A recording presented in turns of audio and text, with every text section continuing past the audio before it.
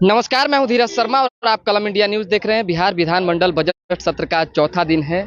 आज भी लगता है कि हंगामेदार रहने वाला है, क्योंकि देखिए बीजेपी लगातार कई मांगों को लेकर मुद्दा बनाई हुई है और सदन में वार्ता करना चाह रहे हैं, लेकिन आप लोगों की बात नहीं उठाने दी जा रही है। लखीमपुर पासवान पातेपुर से विधायक हमारे साथ। आखिर क्यों हो हल्ला हो रहा है? कहा जा रहा है आप लोग डिस्टर्ब करते हैं सदन को। जो विपक्ष का भूमिका है, हम विपक्ष चाहते हैं जो सरकार हमारे साथ एक एक विषय पर बात करे, लेकिन जिस प्रकार सदन में हो रहा है, बिहार सरकार के दबाव में ऊपर जो सदन पर जो बैठे हुए सदन में जो सभापति अध्यक्ष महोदय हैं, वो निष्पक्ष भाव से कहीं पर हम लोग ऊपर नहीं रख रहे हैं।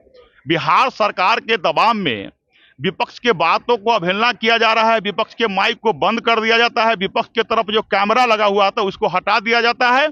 विपक्ष को इस प्रकार से विपक्ष को दबोचने का काम किया जा रहा है। यहाँ तक कि कल बिहार के माननीय मुख्यमंत्री जब संबोधन कर रहे थे, तो बिहार के माननीय मुख्यमंत्री जी को हमने कहा, आप देखे होंगे, हमने कहा जो माननीय मुख्यमंत्री जी, बिहार में जो SC ST के समाज के नौजवान हैं, जिसको जो व्यक्ति को 10+2 और उच्चतम शिक्षा प्राप्त करने के लिए स्कॉलरशिप मिलता था, जो राज्य और राज्य से बाहर जाकर उच्चतम शिक्षा प्राप्त करते थे, अपना भविष्य को टटोलते थे, उसको बिहार सरकार ने बंद कर दिया है। आपने क्यों बंद कर दिया? तो उन्होंने कहा कि हमें जानकारी नहीं है, दिखवा लेते हैं। ये तो आश्चर्य है। कोर्ट में, हाई कोर्ट में केस हुआ है, हाई कोर्ट के केस में हलफनामा में इन्होंने जवाब दिया है, बिहार सरकार ने जवाब दिया। ये सवाल है कि आखिर मुख्यमंत्री बार बार कई बार इस चीज को रिपीट करते नजर आए कि बहुत चीजें उनको जानकारी से बाहर होती। आखिर क्या होता है?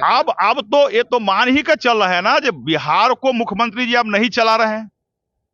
बिहार को में मुख्यमंत्री जी अब केवल मुखौटा बनकर रह गए हैं।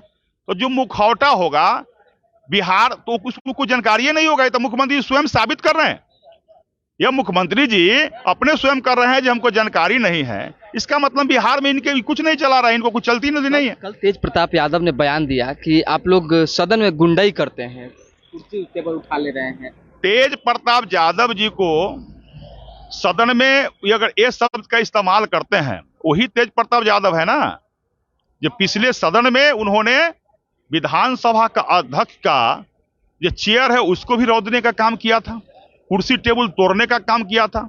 जो बिहार के इतिहास में वैसा घटना कभी नहीं घटा, यही लोग किए थे ना। हम लोगों को तो बात को कुचला जा रहा है, हम लोग को बात को सुना नहीं जा रहा है।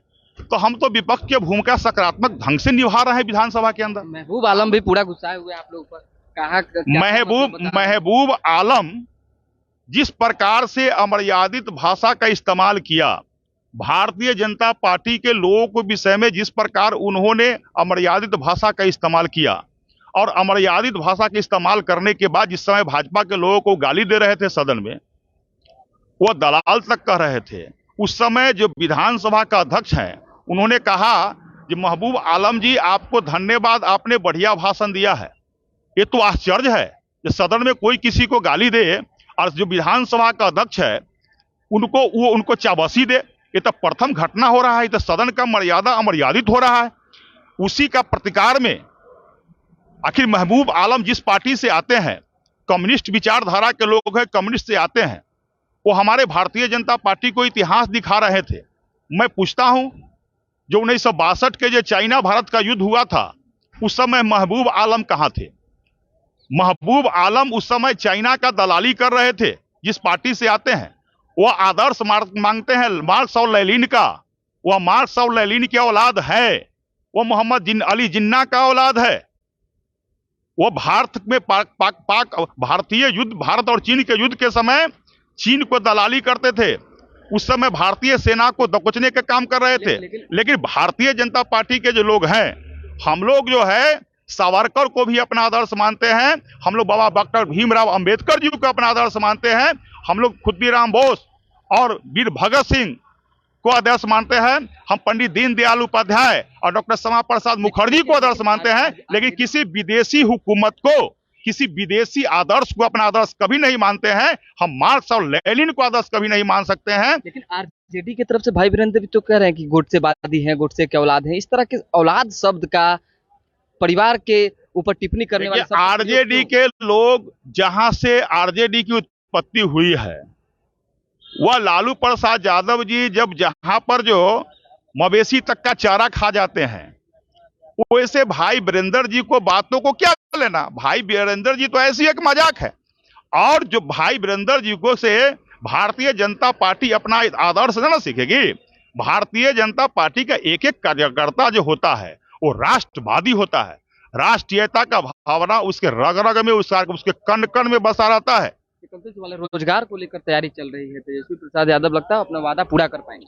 तेजस्वी प्रसाद यादव जी जिस समय प्रथम ही शपथ लिए थे, उन्होंने कहा था 10 अगस्त को दिन जो कैबिनेट के प्रथम बैठक में बिहार के 10 लाख नौजवानों को रोजगार दिया जाएगा। लेकिन अभी तक बिहार को 1 लोग को रोजगार उन्होंने क्यों नहीं दिया। अगर बिहार में रोजगार ही मिलता तो तमिलनाडु में जिस प्रकार से यहाँ के मजदूरों को भेड़ बकरियों की तरह पीटा जा रहा है, ट्रेन में कस-कस को भगाया जा रहा है, उन लोगों को भागने की जगह नहीं हो गया है। अगर बिहार में ही मजदूरों को रोजगार मिलता तो उनको तमिलनाडु में जाके मार खाने की आवश्यकता नहीं पड़ती, अपमानित होने की आवश्यकता नहीं पड़ती। बिहार सरकार रोजगार देने में फेल है। बिहार सरकार श्रमिकों को कहीं से रोजगार नहीं दे रही है। इस कारण तमिलनाडु में जाकर बिहार के लोगों को मार कर खाना पड़ता है। बिहार सरकार अगर नौजवानों को रोजगार देती तो बिहार सरकार बिहार से अदर राज्य में कहीं नहीं जाता। बिहार सरकार रोजगार नौजवानों को दे। जो तेजस्वी प्रसाद यादव ने घोषणा किया था ये पृथक कैबिनेट में 10 लाख नौजवानों को नौकरी देंगे, उन रोजगारों को नौकरी दे।